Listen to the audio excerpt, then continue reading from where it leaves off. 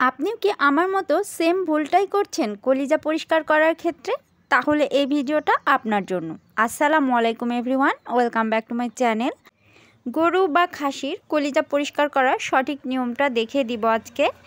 এই যে আমি এখানে খাসির কলিজা নিয়েছি, আর এই কলিজার উপরে যে পাতলা একটা পর্দা আছে সেটা তুলে ফেলবো।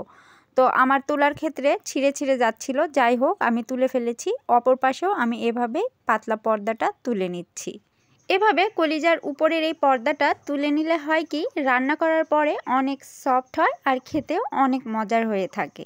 অনেকেই আছেন এই ভুলটা করে থাকেন, যারা এভাবে এই পর্দাটা ফেলে দেন না তারা একবার হলেও এভাবে পর্দাটা ফেলে দিয়ে রান্না করে দেখবেন, এর স্বাদটাই অন্যরকম হয়ে যাবে। তো এভাবে আমি সবগুলো ফেলে দিয়েছি আর পরিষ্কার পানিতে ধুয়ে নিয়েছি। এখন খাসির কলিজা আর ফেফসাটা পরিষ্কার করে ধুয়ে নিয়ে এর মধ্যে আমি লেবু কেটে দিয়ে দিচ্ছি। লেবু পানিতে ভিজিয়ে রাখবো 15 মিনিটের মতো। 15 থেকে 20 মিনিট এভাবে ভিজিয়ে রাখলে কলিজার ভেতরের রক্তগুলো বের হয়ে আসে।